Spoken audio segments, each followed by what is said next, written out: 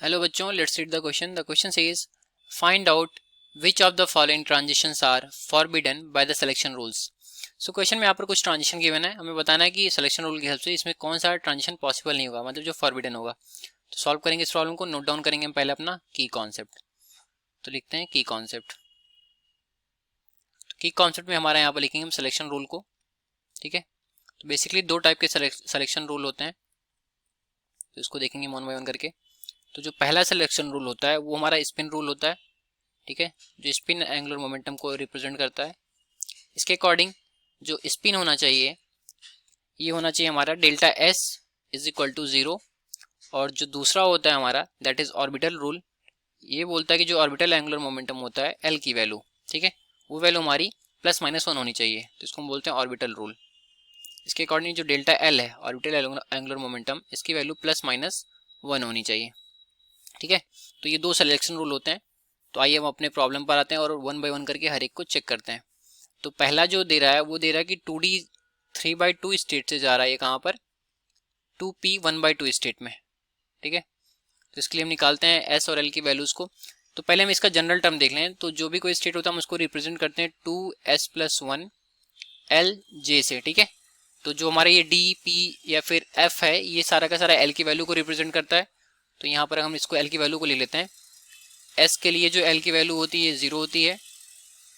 P के लिए जो L की वैल्यू होती है 1 होती है. और D के लिए जो S की वैल्यू होती है वो 2 होती है. ठीक है, L की वैल्यू. और F के लिए जो L की वैल्यू होती है वो 3 होती है. ठीक है, ये हो गई L की वैल्यूज. अब अगर हम पहले में देखें तो 2s+1 करेंगे तो यहाँ पर जो S आएगा हमारा वो 1/2 आएगा. यहाँ पर भी S की वैल्यू 1/2 आएगी. तो यहाँ से हमारा जो डेल्टा S निकल करके आएगा इसकी वैल्यू 0 हो जा रही है. अब अगर डेल्टा L को हम चेक करें, ठीक है, तो डेल्टा L D के लिए L की वैल्यू कितनी है यहाँ पर 2 है. और P के लिए L की वैल्यू कितनी है 1 है. ठीक है, तो ये हमारी कितनी आ रही है 1 निकल करके आ रही है. डेल्टा P हमारा कितना आ रहा है 1 आ रहा है. तो ये पॉसिबल हो सकता है. ठीक है, ये हमारा अलाउड स्टेट होगा. ठीक, तो इसको हम पॉसिबल बोल सकते हैं. दूसरा ऐसे ही चेक करें. दूसरा हमारा यहाँ पर कितना है 3P1 से जो ट्रांजिशन है ये हो रहा है 2s½ तक. ठीक, यहाँ पर 3 है, मतलब जो S की वैल्यू है ये इसके लिए कितनी हो जाएगी 1 हो जाएगी. और यहाँ पर S की वैल्यू कितनी है ये है हमारी 1/2. ठीक है, तो यहाँ पर डेल्टा S जो है ये हमारा नॉट इक्वल टू 0 आएगा. ठीक, और डेल्टा P की वैल्यू देखें, सॉरी डेल्टा L ये होना चाहिए, इसको हम इरेज करते हैं.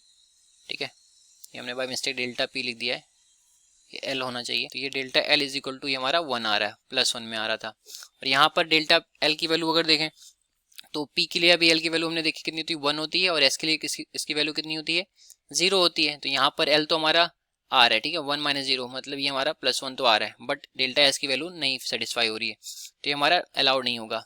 इसी तरीके से हम 3F3 में देखें, जो कि 3F3 से 3P2 तक ट्रांजिशन हो रहा है. तो इसके लिए डेल्टा S की वैल्यू अगर हम देखें तो यहाँ पर हमारा कितना आएगा, यहाँ पर हमारी जो वैल्यू निकल करके आएगी ये 1 आएगी और यहाँ पर 1 आएगी. तो डेल्टा S तो हमारा ये 0 हो जाएगा. ठीक है, बट डेल्टा L की वैल्यू देखें, अगर F से P में ट्रांजिशन हो रहा है तो F के लिए इसकी जो वैल्यू है 3 है और P के लिए वैल्यू कितनी है 1 है. तो जो डेल्टा L की वैल्यू आ रही है 2 आ रही है, तो ये भी अलाउड स्टेट नहीं होगा. ठीक है, अब हम जाते हैं फोर्थ में. ये 4F 1/2 से लेकर के ट्रांजिशन हो रहा है 4D 5/2 तक. ठीक है, तो इसके लिए अगर हम देखें तो अगर S की वैल्यू को देखें यहाँ पर कितना होगा, तो 2s+1 इज इक्वल टू यहाँ पर 4 आ रहा है. तो मतलब जो S की वैल्यू होगी वो 3/2 होनी चाहिए. ठीक, तो S की वैल्यू यहाँ 3/2 होगी, यहाँ पर 3/2 होगी. तो ये डेल्टा S हमारा तो 0 हो गया.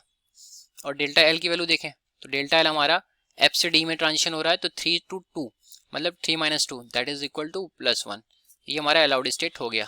तो इस तरीके से हमने क्या देखा कि जो हमारे फॉरबिडन ट्रांजिशंस हैं वो केवल और केवल 3P1 से 2s1/2 और 3F3 से 3P2 तक है. ठीक है, तो हम लिख सकते हैं यहाँ पर हेंस